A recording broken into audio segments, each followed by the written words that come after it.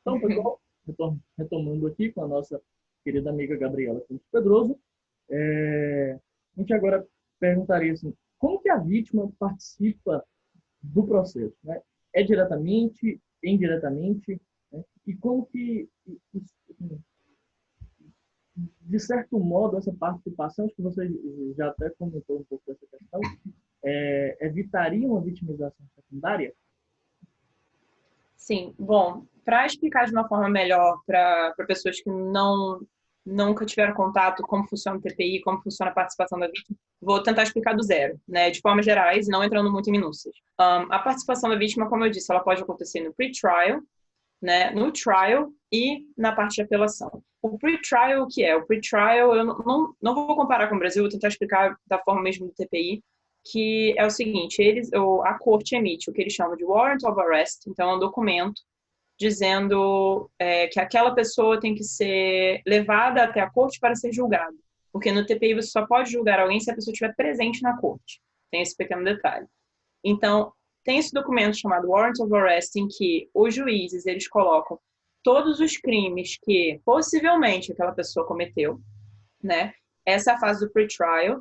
E daí, na fase do pre-trial, o prosecutor ele tem que provar que aquela pessoa, de fato, cometeu ou não aqueles crimes que estão naquele documento. Não pode ir além daquilo, tem que se ater àquele documento. Uhum. Então, a partir do momento que tem uma confirmação das charges, não me lembro da palavra, tipo, eles chamam de confirmation of charges. Quando você tem essa decisão, aí você pula do pre-trial para o trial. Então, esse primeiro documento, se o prosecutor conseguiu confirmar aquilo tudo, ou parcialmente, vai estar na decisão de confirmation of charges, que pode ser parcial, total ou zero, né? E aí você pula para a parte do trial, que é de fato quando você, no final, vai ter uma condenação ou uma declaração de inocência, digamos. E depois disso, a fase de apelação, né? Pode ser que exista ou não, depende das partes. Então, as vítimas podem participar dessas três fases. De forma geral, como que acontece? Como a gente está falando do TPI, a gente está falando de vitimização em massa. A gente não está falando de uma pessoa que teve um celular roubado e que está processando, entende? A gente está falando de crimes contra a humanidade, a gente fala sobre crimes de guerra, a gente está falando sobre crimes de agressão, que são crimes que envolvem muitas pessoas. Eu estou falando de 500 mil de vítimas contra um acusado ou dois. Então, repara que não tem muita paridade entre os lados, né? Então, para isso, para que você possa tentar, da melhor forma, garantir a participação das vítimas nesse processo penal, como que o tribunal fez? O tribunal, eles colocaram uma advogada ou um advogado, né, que representaria as vítimas, que eles chamam de, seria um common legal representative, uma pessoa, como se fosse um defensor público, né, que vai defender aquele grupo de vítimas. Só que eles entendem que as vítimas não são um grupo. Você não pode pegar todo mundo, colocar numa caixinha só e falar, você vai ter essa advogada aqui para te representar. Então, eles também dão a liberdade das vítimas, se quiserem, escolherem os seus representantes legais. Tem essa possibilidade. Então, dentro do tribunal, por exemplo, no corredor onde eu trabalhava na seção que é o Victim Participation and Reparation Section. Então, a seção de participação e reparação das vítimas, né? Aí, do lado da sala onde eu trabalhava, tinha a parte desse representante legal comum, né, que era de um grupo muito grande, e também tinham as salas dos legal representatives que as próprias vítimas escolheram. E aí você tem normalmente duas, não são muitas pessoas, porque normalmente essas vítimas também escolhem grupos menores, mas também se juntam e falam, não, a gente quer essa pessoa aqui, porque essa pessoa nasceu aqui na nossa cidade, fala a nossa língua, estudou na faculdade aqui do nosso país. Então, normalmente, esses representantes legais escolhidos pelas vítimas têm uma proximidade maior, entende, né? Uhum. Por exemplo, o representante comum, eu lembro que na minha época era uma mulher italiana, e um dos legal representatives que as vítimas escolheram era um homem já do país das vítimas, que você via até que a vestimenta dele era diferente, não era aquela vestimenta tipicamente europeia, digamos, né? Não era terno e gravata. Então, isso é muito interessante, porque você vê que eles dão a abertura, o tribunal dá a abertura das vítimas tentarem participar da melhor forma possível. Dito isso, Eu falei isso tudo porque quando você pensa de tantas vítimas, você pensa, nossa, como que todo mundo vai participar? Como que todo mundo vai fazer um opening statement? Não dá, é muita gente para pouco tempo, né? Então, de fato, você tem os representantes legais e são essas pessoas que vão fazer um opening statement, que vão fazer um closing statement, não são as próprias vítimas. Muitas vezes eles trazem grupos de vítimas para, de fato, estarem na sala de audiência, para assistirem a audiência. Eu já presenciei isso, é bem interessante, mas realmente não dá para trazer todo mundo, né?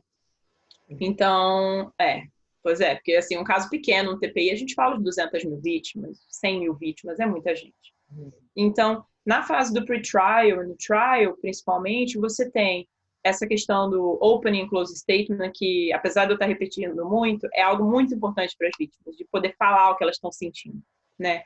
Também tem a questão de você poder ter acesso a documentos, tanto da acusação quanto da defesa, documentos, óbvio, que podem ser acessados, né? Porque tem a questão de segurança também, de sigilo. Então, os documentos que os juízes permitem podem ser acessados pelas vítimas e as vítimas podem questionar provas.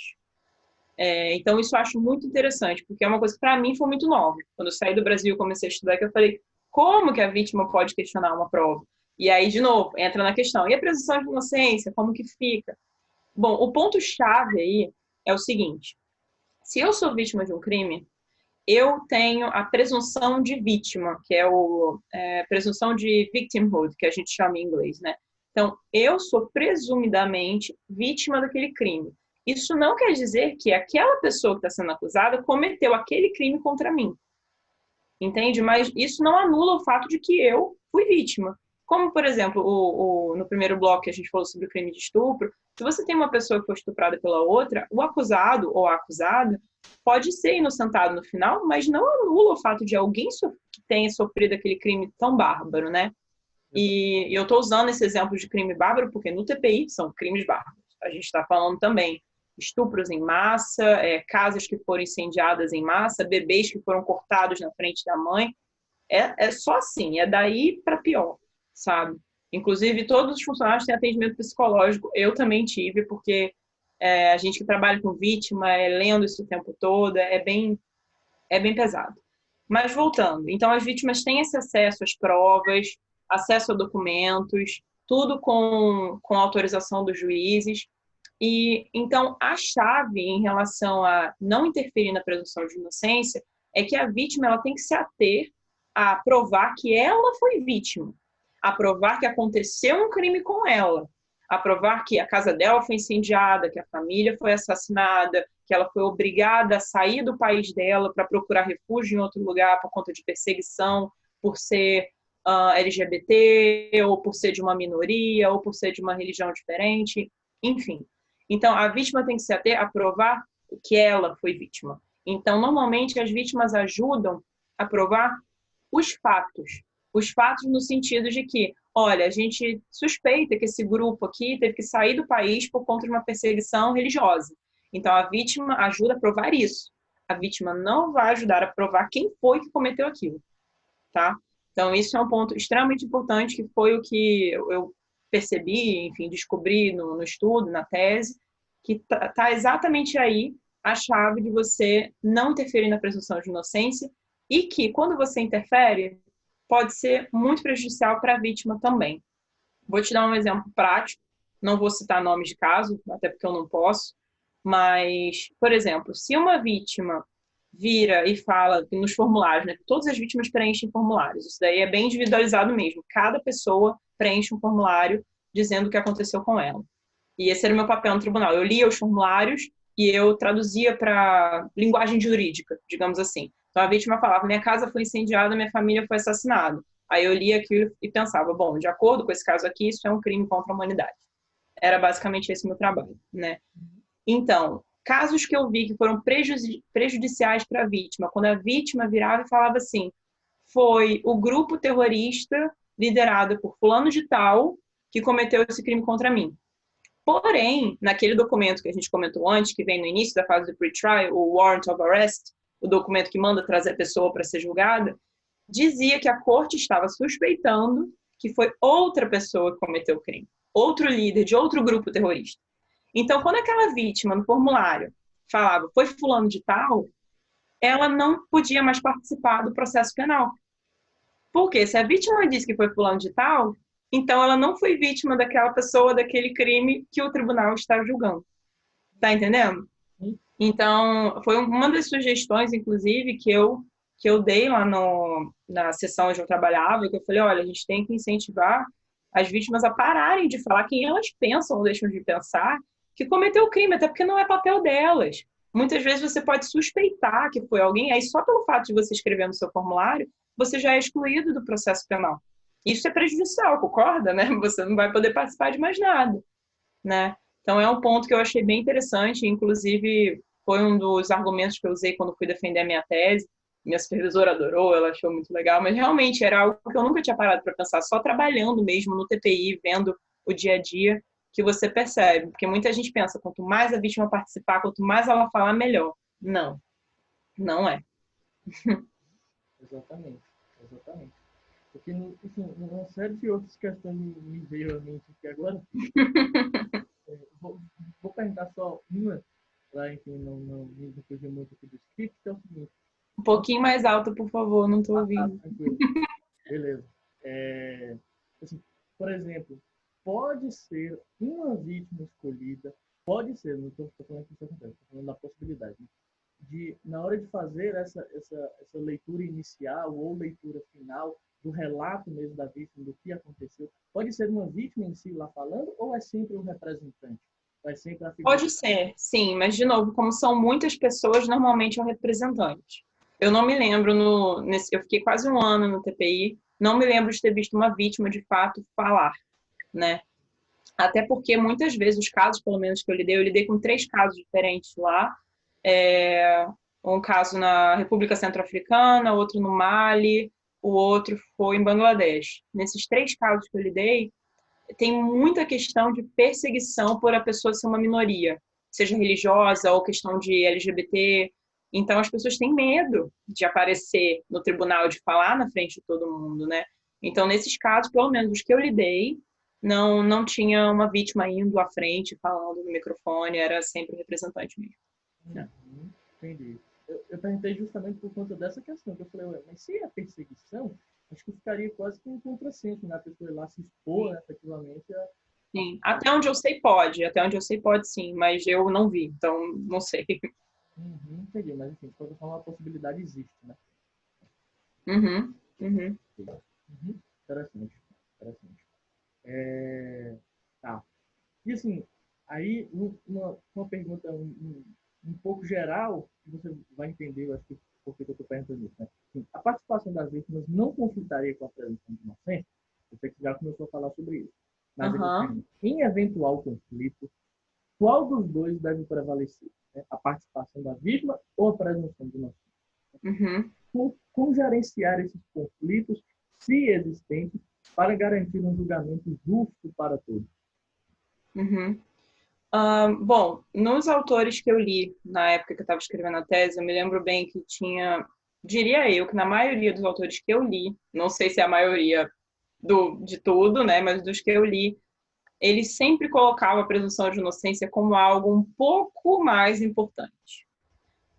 E eles falavam muito aquela questão de é melhor você inocentar uma pessoa culpada do que culpar uma pessoa inocente, aquela questão toda.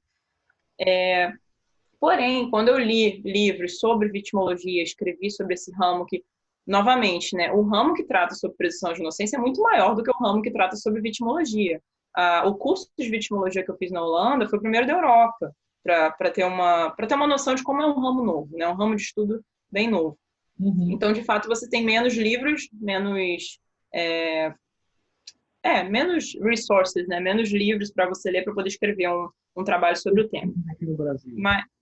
Isso, de qualquer forma, a conclusão que eu cheguei na análise do meu trabalho é que se você fizer se você mantiver ambas as garantias processuais da forma que tem que ser feita, e no meu trabalho eu falo sobre 3 bases, né, que são parte da presunção de inocência. Então, se você usar a participação da vítima respeitando essas 3 bases da presunção de inocência, nunca vai haver conflito, entendeu?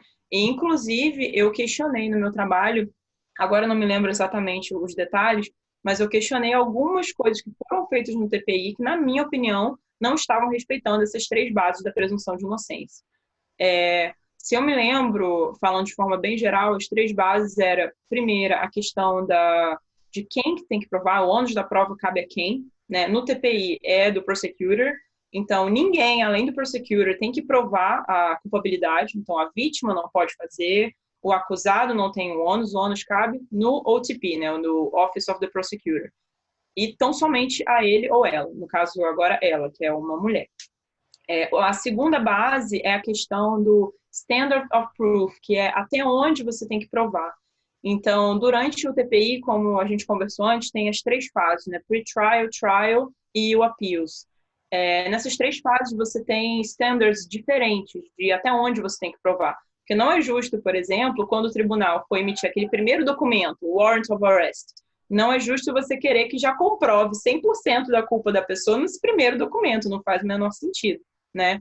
Então, você tem, digamos assim, limites diferentes de até onde você precisa, até onde o prosecutor precisa provar aquela culpa, dependendo das fases processuais. Na última, né, que é para poder, de fato, ter uma condenação, aí sim, que é o que em inglês as pessoas chamam de beyond reasonable doubt, né? Então, além de qualquer dúvida, a pessoa tem que ser culpada, não pode haver qualquer dúvida. Se tiver qualquer dúvida, a pessoa tem que ser inocentada. Essa é a regra. Então, são essas 2 bases, né, as 2 primeiras, quem tem que comprovar e até onde e como tem que ser comprovado. E a terceira base, que eu achei extremamente interessante, é a conduta dos oficiais, que numa primeira leitura parece ser uma coisa muito assim, uma utopia, de mundo cor-de-rosa, que é assim, todo mundo tem que achar que a pessoa é inocente. Mas não é só essa questão de todo mundo tem que achar que a pessoa é inocente, mas é muito interessante porque não é só os juízes que têm que ser neutros, né? Então, a gente também fala sobre uma neutralidade no próprio prosecutor, que de fato no TPI a gente tem um pouco disso, não vou dizer 100%, porque eu não sou hipócrita, mas assim, tem um pouco disso, porque o prosecutor no TPI, a prosecutor está procurando encontrar a verdade dos fatos. Ela não quer simplesmente condenar a primeira pessoa que aparece na frente dela, né? Então, ela quer de fato achar a pessoa que cometeu aquele crime. Então, para isso, se você tem uma prova exculpatória, por exemplo, você vai usar aquela prova, porque não é como se... A gente vê muito isso em filme americano, o prosecutor que quer pegar a primeira pessoa que é suspeita e só investiga aquela pessoa e não pensa em mais ninguém, não abre a cabeça para mais nada. E não, isso não é o caso do TPI. A ideologia do TPI é de fato encontrar a verdade. Então, essa parte de conduta dos oficiais, ela vai tanto nos juízes quanto no OTP, né, no prosecutor, e também no registry, que é a terceira parte do tribunal. O Tribunal Penal Internacional é dividido em 3 órgãos principais, né? Você tem os chambers, que são onde os juízes trabalham. Você tem o OTP, que é o Office of the Prosecutor, que é onde acontecem as investigações, toda a parte de acusação. E você tem o registry, que seria registro, eu acho, em português, né? E no registry é onde fica o setor onde eu trabalhava, que é o setor de participação das vítimas. Então, também no registry, esse pilar de conduta dos oficiais ser neutra também se aplica. Então, quando nós, na minha sessão, por exemplo, quando a gente filtrava todos aqueles formulários que as vítimas enviavam para a gente e colocava no sistema do tribunal para fazer com que essas vítimas participassem, a gente tinha que ser neutro. Ninguém ali podia achar que o fulano de tal cometeu o crime ou tentar interpretar de uma forma... Não, somos neutros, a gente vai simplesmente pegar o que a vítima falou, colocar no sistema sem preconceitos formados, né? Então, esse terceiro pilar é bem interessante. Ele vai muito além da questão, todo mundo pensa que é inocente e é assim. Não, ele fala de fato sobre a conduta de trabalho das pessoas e como aquele trabalho tem que ser exercido. Então, de novo, respondendo sua pergunta, que eu falei um monte, eu acho que se você tiver a participação da vítima, seja em qualquer parte do processo, e essa participação da vítima estiver respeitando o fato de que quem tem que provar a culpabilidade é o prosecutor. Segundo, dependendo do estágio, tem que ser beyond reasonable doubt ou não. E terceiro, com a conduta dos oficiais sendo feita da forma correta, eu não acho que vai ter um conflito de interesse entre a participação da vítima e a produção de inocência. Eu não acho que isso é possível. Né? Não é fácil, mas eu acho que é uma coisa plausível de ser feita da forma correta, sem ter um conflito de interesse. Entendi. Dá para gerenciar, né? Sim, exato. Não é fácil. Se fosse fácil, não estaria no Tribunal Penal Internacional, né? De fato. Maravilha. Então, tá bom, Gabi, vamos aqui agora encerrar esse nosso segundo bloco e aí a gente retorna para o próximo, tá bom? Tá bem.